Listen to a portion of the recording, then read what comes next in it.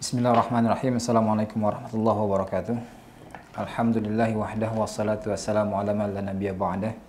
Asyhadu an la ilaha illallah wahdahu la syarika lah wa asyhadu anna Muhammadan abduhu wa rasuluh. Allahumma shalli ala Muhammad wa ala alihi wa ashabihi wa man sara ala nahjihi wa tamassaka bi sunnati wa ihtada bi hadihi wa sallama tasliman jazila. Amma ba'du, ikhwatal kiram, azanallahu wa iyyakum jami'an. Semoga Allah merahmati kita seluruhnya. Pertemuan kita kali ini berkaitan dengan hadis ke-29 dari rangkaian hadis Arba'in An-Nawawi, hadis dari Mu'adz bin Jabal radhiyallahu an. Beliau mengatakan, aku berkata kepada Rasulullah sallallahu alaihi wasallam, "Ya Rasulullah, akhbirni bi'amalin yudkhilunil jannata wa yuba'iduni 'anil nar." Ya Rasulullah, sampaikan kepadaku, kabarkan kepadaku terkait dengan satu amal yang menyebabkanku masuk ke dalam surga dan menyebabkan aku jauh dari neraka. Qala Rasulullah sallallahu alaihi wasallam menjawab, "Laqad sa'alta an 'azim." Ya, wahai Mu'adz, sesungguhnya kau telah bertanya tentang sesuatu yang agung, sesuatu yang luar biasa.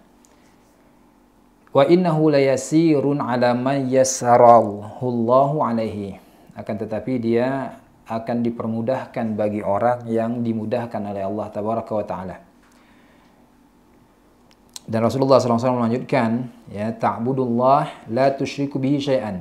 Yani apa yang ditanyakan oleh Mu'adz tadi, amal yang memasukkan seorang ke dalam surga dan menjauhkannya dari neraka ialah pertama, engkau beribadah kepada Allah dan tidak mensekutukan Allah dengan satu apapun. Kemudian Nabi melanjutkan, wa tuqimus salah, engkau tegakkan salat, wa tu'tiyaz zakah, engkau tunaikan zakat, wa tasumu ramadan, wa tahujjal bait, dan engkau berpuasa di bulan Ramadan serta berhaji ke Baitullah. Kemudian Rasulullah sallallahu alaihi wasallam mengatakan, ala adulluka ala abwabil khair. Ya, maukah engkau aku tunjukkan pada pintu-pintu kebaikan? Nabi SAW melanjutkan, as-sawmu junnah, ya, ini maksudnya adalah, ya, abwabul khair. Pertama adalah as-sawmu, ya, puasa yang dia junnah sebagai tameng. Was-sadaqatu tudfi'ul khati'ah, dan sedekah yang dia dapat menghapus kesalahan, ya, atau dosa-dosa kecil yang dilakukan pelakunya. Kama yutfi'ul ma'u an-nara, sebagaimana air dapat memadamkan api. Wa salatul rajuli fi jawfil laili. Kemudian yang ketiga adalah salatnya seorang di tengah malam. Tsumma tala, kemudian Rasulullah SAW membacakan firman Allah tabaraka wa taala dalam surat As-Sajdah ayat 16 dan 17, tatajafa junubuhum 'anil madaji, sampai pada firman Allah ya'lamun. Kemudian beliau mengatakan, ala ukhbiruka bi ra'sil amri wa umudihi wa dhirwati sanamihi. Ya, maukah engkau aku kabarkan tentang bi ra'sil amri, tentang pokok dari urusannya dan pilarnya atau tiangnya serta puncaknya. Qultu bala ya Rasulullah, tentu ya Rasulullah, kata Mu'adz bin Jabal radhiyallahu an. Rasulullah melanjutkan, ra'sul amri al-Islam wa umuduhu as-salah. Ya. Pokok dari urusan ini adalah Islam dan tiangnya, pilarnya adalah salat. Wa zirwatu sanamihi al-jihad, sedangkan puncaknya adalah jihad fisabilillah. Kemudian beliau melanjutkan, ala ukhbiruka bi malaki dzalika kullih, maukah engkau aku kabarkan, ya, terkait dengan suatu yang, ya, menghimpun seluruhnya. Qultu bala ya Rasulullah, tentu Rasulullah. Fa akhadha bilisani, lalu beliau memberikan atau menunjuk lisannya, wa qala kuffa 'alaika hadza, ya, tahan olehmu perkara ini, yakni masalah lisan. Qultu ya Nabi Allah, aku lantas bertanya kepada Rasulullah SAW, kata Mu'adz, wahai Nabi Allah, wa inna la mu'akhazuna bima natakallamu bihi, apakah kita akan dihukum dengan sebab apa yang kita perbincangkan? Faqala, Rasulullah pun menimpali, thaqilatka ummuk, ini suatu ungkapan, ya, sedikit hardikan di sini. Wa hal yakubbun nasa fin nari ala wujuhihim aw ala manakhirihim ila hasaidu alsinatihim. Dan bukankah manusia itu diseret ke dalam neraka pada wajahnya atau dahinya, ya, dengan sebab, ya, tidaklah seorang itu diseret pada wajahnya kecuali dengan sebab apa yang dilontarkan oleh lisannya. Ini yang dikatakan oleh Nabi SAW. Hadis ini diriwayatkan oleh Imam Tirmizi. Imam At-Tirmizi mengatakan hadis hasan sahih. Beberapa faedah dari hadis ini, ya, Nabi Shallallahu Alaihi Wasallam mengatakan kepada Muaz, ala adulluka ala abwabil khair. Ya. Sebelumnya Muaz bin Jabal bertanya tentang satu perkara yang dikatakan oleh Nabi Shallallahu Alaihi Wasallam sebagai perkara yang besar.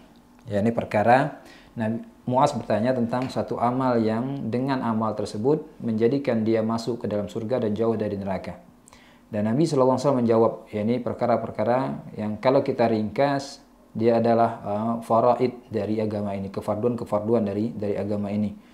Yang pertama, Nabi SAW menekankan untuk mentauhidkan Allah Tabaraka wa Ta'ala sebagai asas, ya, sebagai asas dari seluruh amal.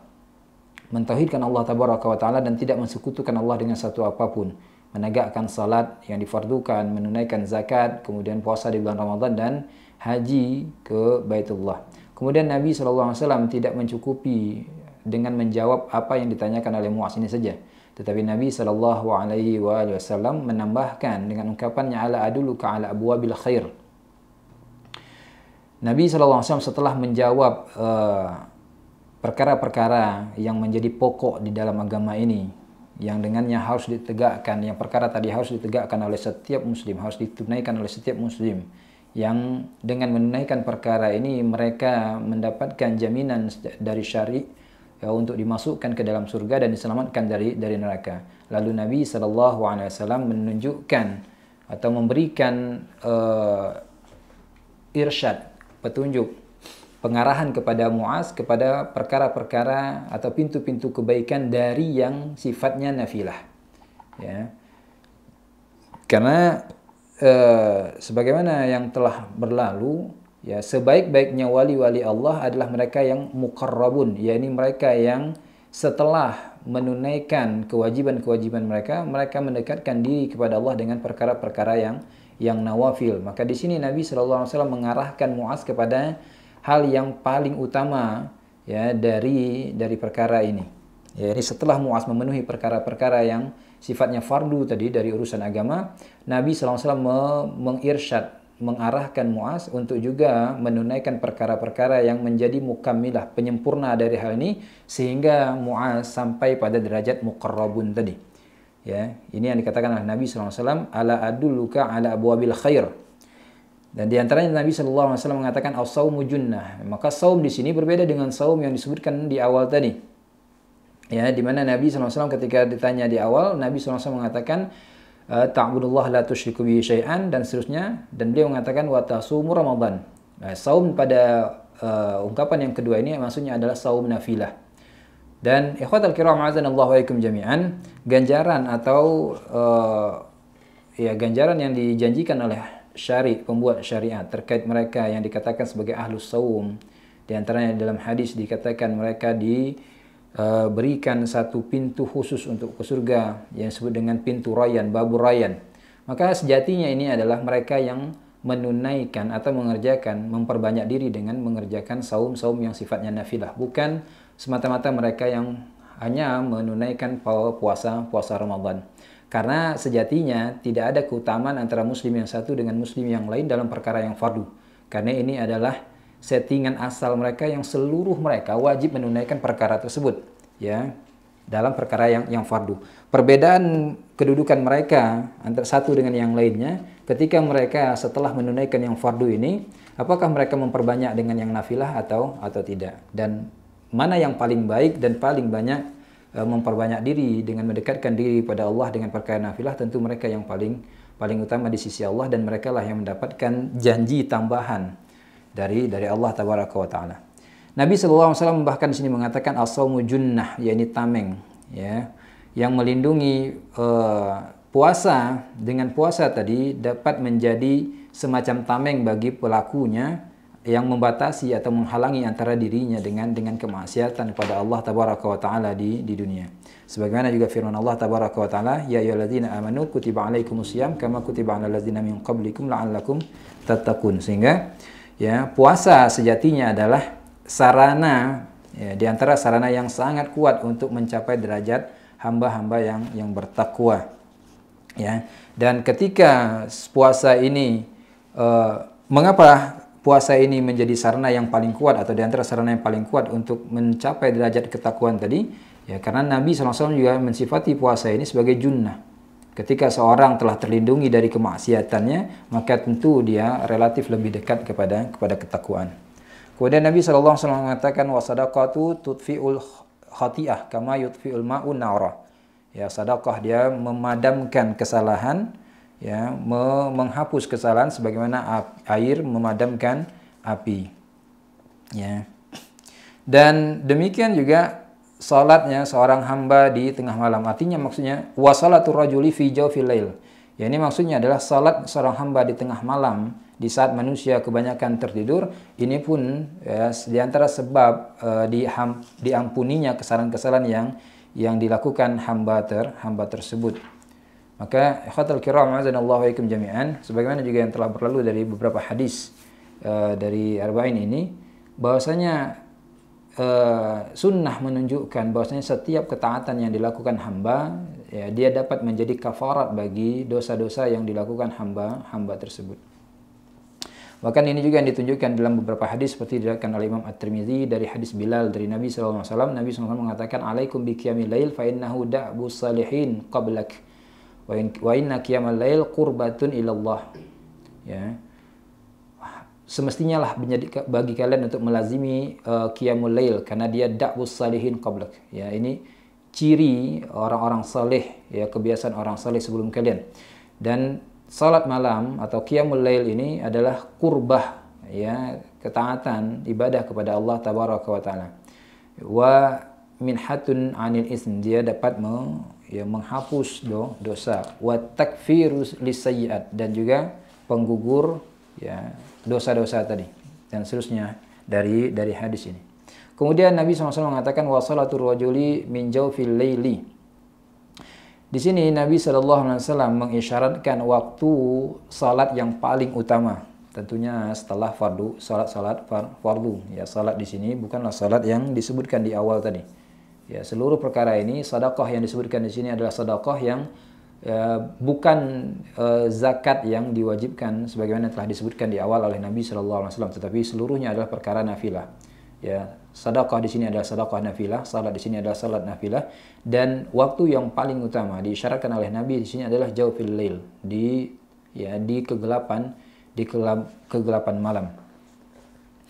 Sejatinya ada yang mengatakan, para ulama mengatakan ketika disebutkan jawfil lail secara mutlak, maka maksudnya adalah pertengahan malam. Ada yang mengatakan dia adalah akhir malam. Ya. Dan makna di sini adalah pertengahan malam yang kedua. Wallahu alam. Kemudian Nabi SAW mengatakan, ala ukhbiruka bi ra'sil amri wa umudihi wa zirwatu sanamihi. Ya, tentang pokok perkara ini, yakni Islam, kata Nabi SAW, ra'sul amri al-Islam wa umuduhu as-salah.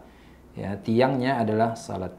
Maka setiap hamba yang tidak menegakkan salat sebagaimana yang dituntut oleh syariat, maka ya, sejatinya dia sebagai atau seakan-akan seperti orang yang sedang meruntuhkan bangunan Islam ini. Dan puncaknya adalah jihad. Ya, wazir watu sanamihi al jihad.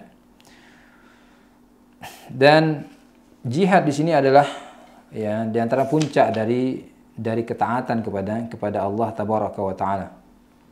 Karena di sana tentunya yang menggabungkan kurbah dalam bentuk, ya, mendekatkan diri dalam bentuk melawan hawa nafsu, sekaligus juga, ya, dengan harta, termasuk juga dengan jiwa. Dan ini tantangannya, ya, perlawanan kecamuk antara di dalam diri si pelaku itu sendiri tentu lebih dahsyat.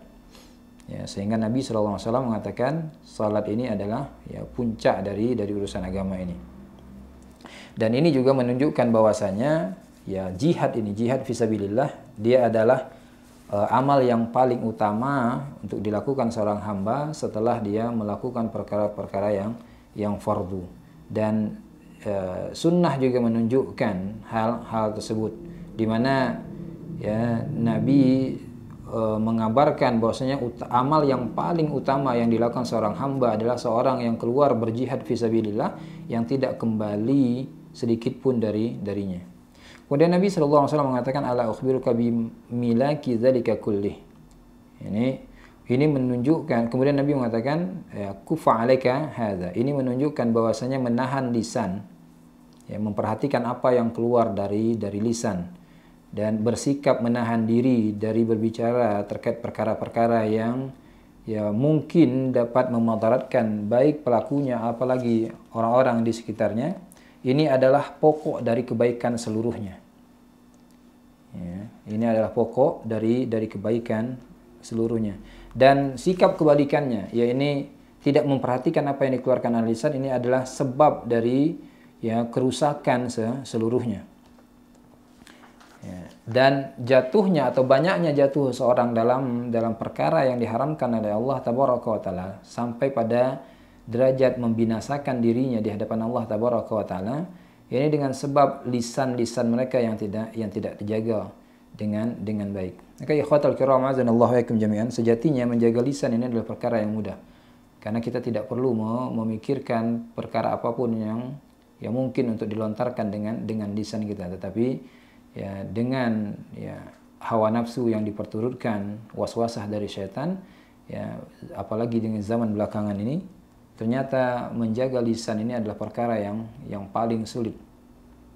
Sehingga dari sini wajar jika syariat memberikan ya ganjaran yang sangat besar bagi mereka yang dapat menjaga lisannya. Nabi SAW bahkan menjamin dengan surga orang yang dapat menjaga lisan dan kemaluannya sekaligus. Wallahu alam, demikian beberapa faedah dari hadis ini. Ya. Wassallallahu ala nabiyina Muhammad wa ala alihi wa sahbihi wasallam. Subhanakallahumma wa bihamdika asyhadu an la ilaha illa anta astaghfiruka wa atubu ilaik. Akhiru da'wana alhamdulillahi rabbil alamin. Assalamualaikum warahmatullahi wabarakatuh.